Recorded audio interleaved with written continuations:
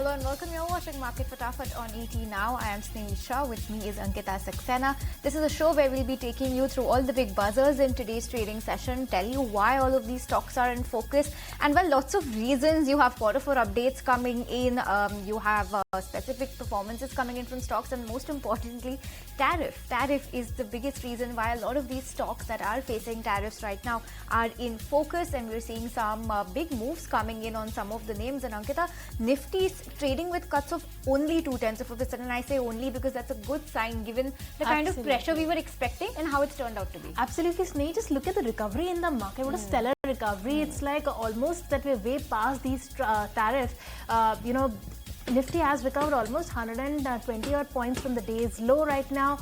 Nifty Bank is a clear outperformer. In fact, it has been outperforming, and a clear outperformance coming in there. In fact, the recovery is almost of a 530 or 540 odd points from the day's low. As far as Nifty Bank is concerned, broader markets have also recovered. In fact, broader markets made a big comeback of almost 1% in trade. After cracking down, it's turned flat right now, with just minor cuts of 0.1%, but a stellar recovery coming in overall. Even the market breadth looks positive. In fact, the advances are way ahead as far as the declines are concerned. So a net good day coming in, especially after those tariff announcements that came in. If you look at the top Nifty gainers, of course, the pharma pack is the one that's firing on all cylinders, and why not? Because tariffs having no impact on the pharma sector, and the exemption that came on the pharma sector was a big cheer for that sector. And look at Sun Pharma, Cipla, all of these are firing away on all cylinders, are trading upwards of 3.5%. Power Grid is another name that has recovered, and it is doing well. It's now become the top Nifty gainer, is trading with gains of 3.8%. And on the losing side is Nifty IT. Of course, the pressure coming in from US. Nifty IT, Infosys, TCS, HCL, Tech are the top Nifty losers. So IT index under pressure, but pharma holding up pretty well in the trade.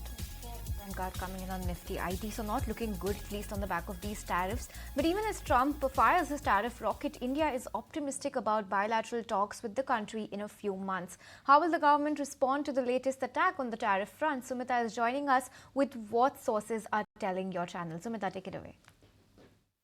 The statement could perhaps see Donald Trump could perhaps give a mention of the kind of relief that the Donald Trump administration has given to India with respect to some sectors like pharma, which exports a significant number to the United States. And of course, besides pharma, there is relief which is coming for other sectors as well, copper, for instance, amongst others. The other thing that India's response could probably have is the fact that the magnitude of these tariffs, or the quantum of tariffs, is way less as compared to the quantum of tariffs that has been imposed upon China. Because remember, a couple of weeks back, Donald Trump administration had imposed 20% tariffs, and on top of that, the 34% tariff or duties have also been imposed upon China as well. Other than that, the response could also speak about the fact that India currently is engaging with the United States in a bilateral trade agreement discussions. You do remember that officials from the United States administration, particularly the Trade Department, were here last week to have discussions with the Indian side, and both sides have agreed to work in a mutually beneficial manner so that the bilateral trade agreement benefits both sides. We are also given to understand from industry sources as well, government sources as well, that the bilateral trade agreement is something that industry is looking forward to, that could perhaps provide some relief so far as Donald Trump's tariffs are concerned on various sectors in the country. Remember, the government is looking at completing the first tranche of discussions on that bilateral trade agreement by the fall of 2025. All right, we'll get you more updates as and when they trickle in, but let's get started with the show, and let's get Ashish Kyal, founder and CEO of Wave Strategy Advisors, on board, and from our research team we're joined by Gaurav. Hi, good afternoon to both of you. Thank you so much for joining us today. Ashish, coming to you, then you have picked out Moscow Docs for us. Moscow Docs is, I always say, this is a stock that keeps on giving. In fact, even in this drawdown, this one has been resilient, holding its fort. But from here on, what is really the upside now that it has run up so much? What are you seeing on the charts? Hi, afternoon to you and all the viewers. If you look at Mazgaon Dog, the stock has outperformed, and over past 3 days we saw some kind of a consolidation. It formed a flat kind of a pattern, and today it's again giving a breakout out of that pattern. We have discussed the stock even earlier, and it has outperformed from since then as well. Since the overall tone for Mazgaon Dog remains bullish, it has formed a classic rounding bottom kind of a pattern. Also, we can expect a target of around 3,000 on the upside. And on the downside, one can maintain a stop loss for the stock, which is going to be around 2590 levels. All right, that's Mazgaon talks. But moving on to the next counter, and that is Dabur. Now, Dabur is one counter that has been seeing has been reeling under selling pressure from get-go, and it is on the back of the weak quarterly update. In fact, this counter was down almost 7% in morning trade, and it has recovered a slight bit from there, but it's nonetheless trading with cuts of 6.1% right now. But let's look at the updates then. Consolidated revenue is expected to be flattish during the quarter 4 of FY25. The Indian FMCG business is likely to decline in mid-single digits, and the overall FMCG volume trend continues to be subdued during this quarter. Now, due to the impact of inflation coupled with operating deleverage, they anticipate quarter 4 operating profit margin to contract by around 150 to 175 basis points on a year-on-year basis. On the back of this weak outlook, Dabur is declining away in trade with cuts of almost 6% now. Okay, so Dabur falling in today's trade, but let's shift focus to a pack of stocks that's flying high in today's trading session. That's the entire pharma pack, like Ankita mentioned, on the back of that exemption. These generic drug makers have received an exemption from the US tariff levy, and currently India imposes 10% tariffs on US pharma imports, and US does not impose any tariffs on Indian pharma. In the US pharma market, generic drugs account for 90% of prescription volumes, and India companies supply 60% of the total generics volume to the US. On the back of this, we have some brokerage notes that are chipping in, and stocks, CLSA says that stocks are already pricing in the 10% tariff and they are likely to bounce back.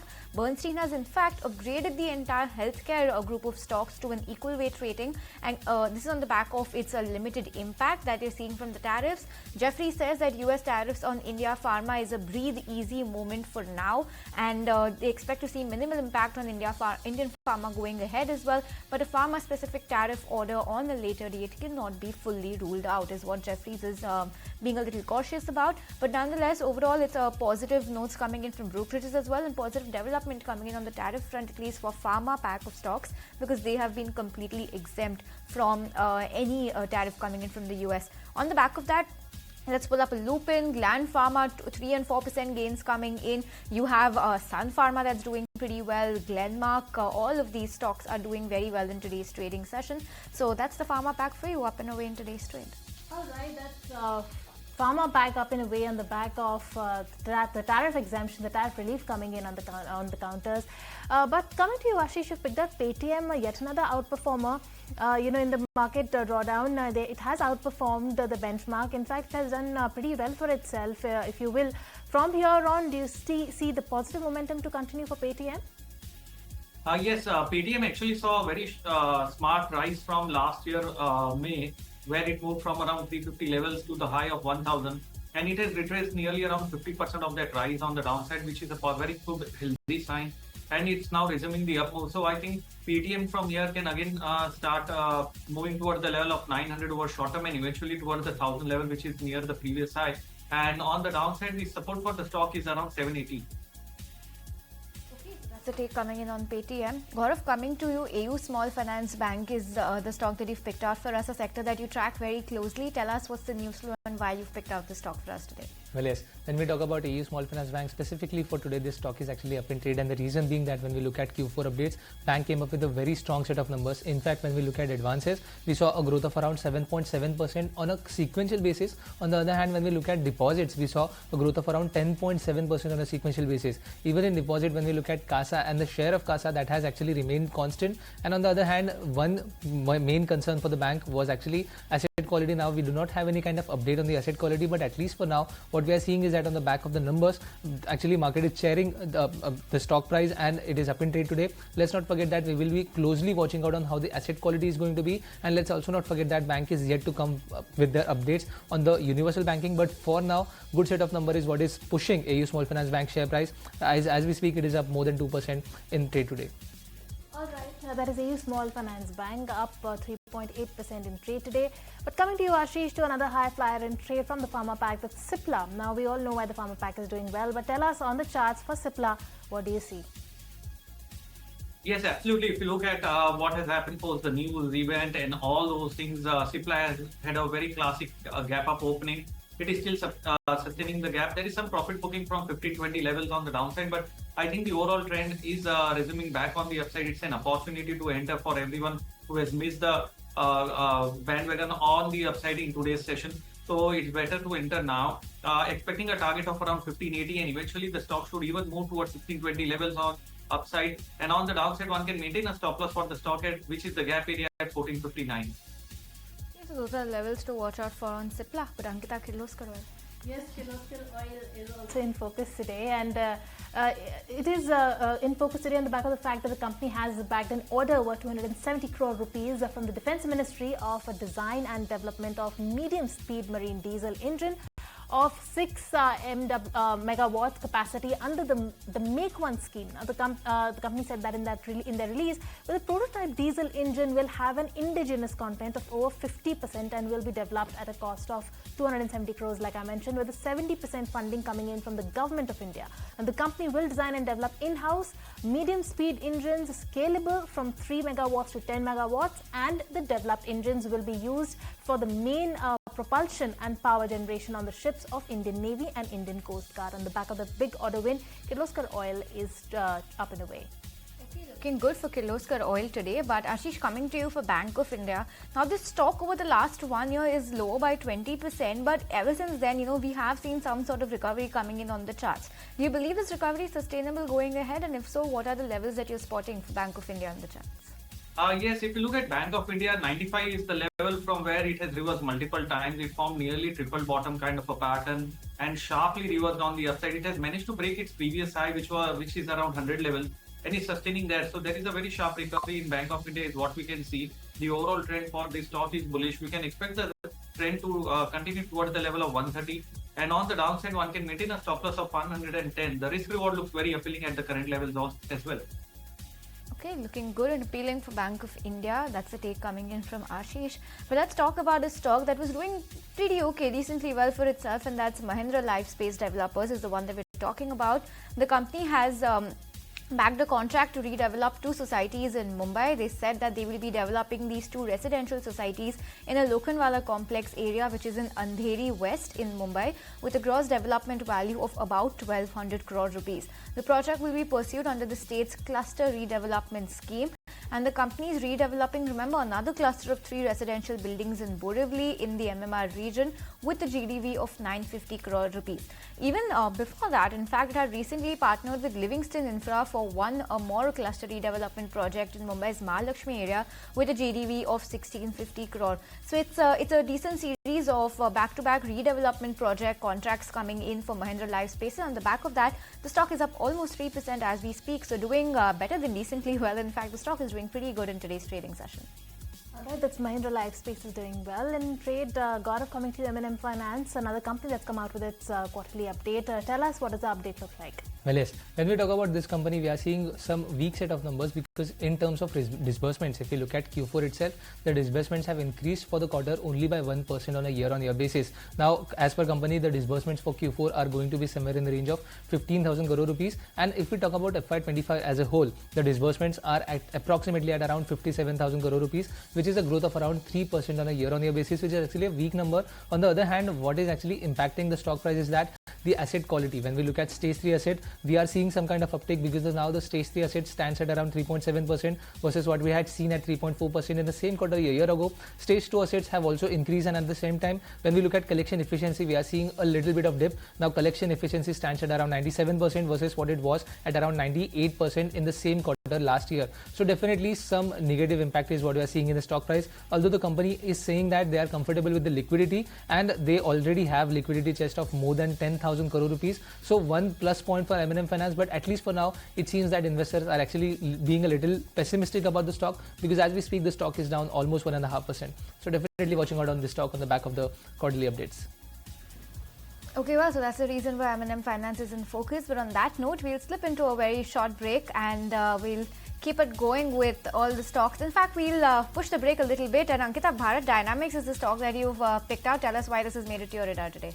Absolutely. Bharat Dynamics is in focus today. It is on back of its quarterly updates. The company has reported a 40% growth in its revenue for the full financial year of 2025. And for the full year, Bharat Dynamics has reported a revenue of 3,300 crore rupees, which is higher than the previous year figure of 2,369 crore rupees. And on the back of that, look at Bharat Dynamics is up and away almost 4.5% in trade. Why Bharat Dynamics is in focus and looking good on the fundamentals. Ashish, you've picked out Bharat Dynamics for us on the charts as well. Tell us what you are spotting when it comes to the charts and if the stock is looking as good as it is, at least on the fundamentals right now, to you on the charts as well. Yes, if you look at Bharat Dynamics, I think the stock is looking good and it's about to give a very strong breakout of its inverted head and shoulder pattern, which is the bottoming pattern. And we can expect the stock to move towards the level of 1500 on the upside, which is a conservative target, and possibly cross that as well. On the downside, the support for the stock is going to be around 1300. So use any dips as a buying opportunity for 1500 and possibly higher towards 1700 levels eventually. Okay, so those are the next levels to watch out for. 1500 with an upside to 1700 is the level to watch out for on BDL.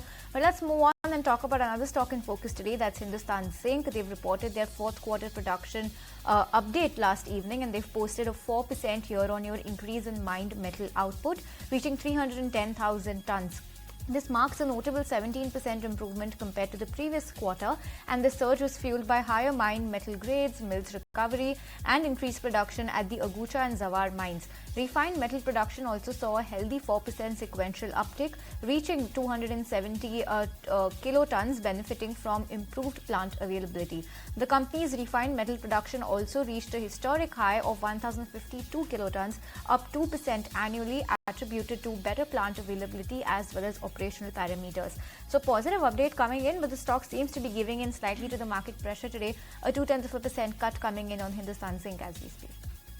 All right, Hindustan Zinc there, 0.2% cut coming in. But Gaurav, coming to you, IDFC first. Another candidate that's reported its quarterly updates. Tell us, what does it look like? Well, yes. When we look at IDFC First Bank, a very strong set of number in this bank as well, because when we look at the numbers, and even if we look at the stock performance, it is up more than 5% after the updates. And the reason being that when we look at loan book, now the growth has been at around 20% on a year-on-year basis. Now the loan book stands at around 2.4 lakh crore rupees for the bank. Now, when we talk about deposit side, there also we saw a very good improvement, around 25% growth in terms of deposits on a year-on-year basis. In fact, if we compare it with the quarter-on-quarter basis, the growth is around 7%. Now, when we look at CASA ratio and CASA deposits, there also we have seen a good improvement. And lastly, credit to deposit, which is actually a bit of a concern for the bank, has actually now come down to 93.8% versus what it was at 95.7% a quarter ago. So once again, a good set of number. Let's not forget that in the last quarter, we saw company was actually struggling with ROAs and ROEs achieving their own targets.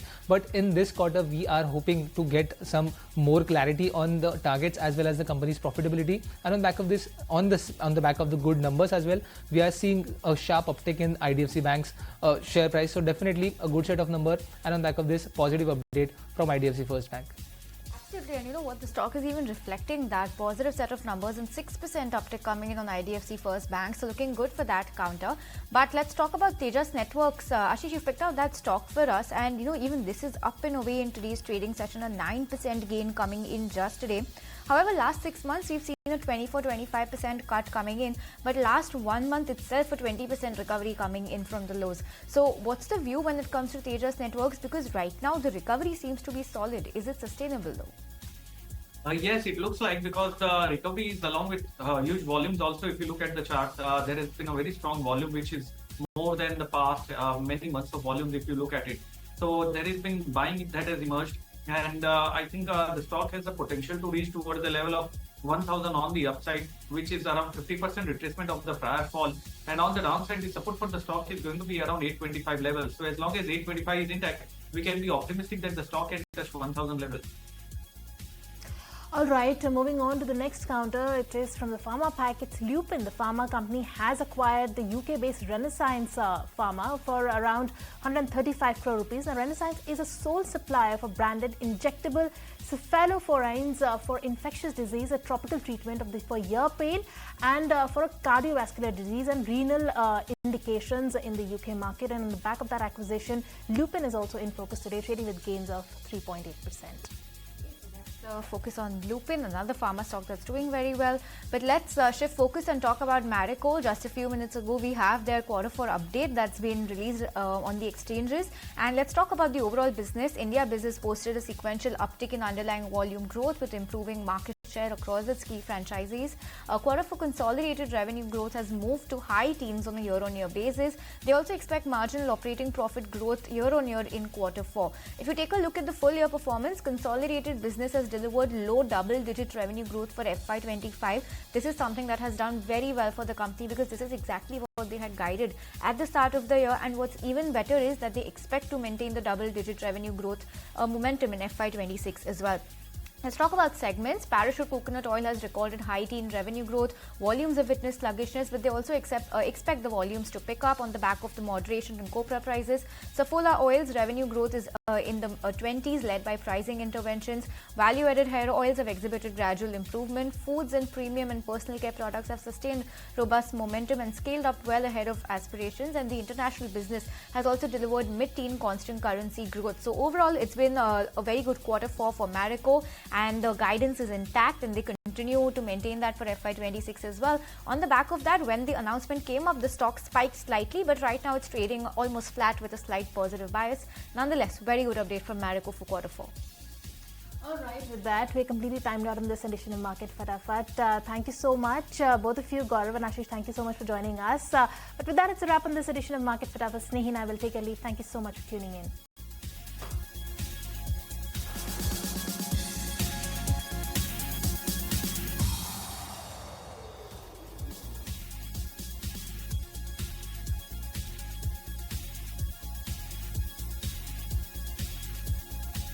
We have some big things we're going to be announcing over the next 2 days.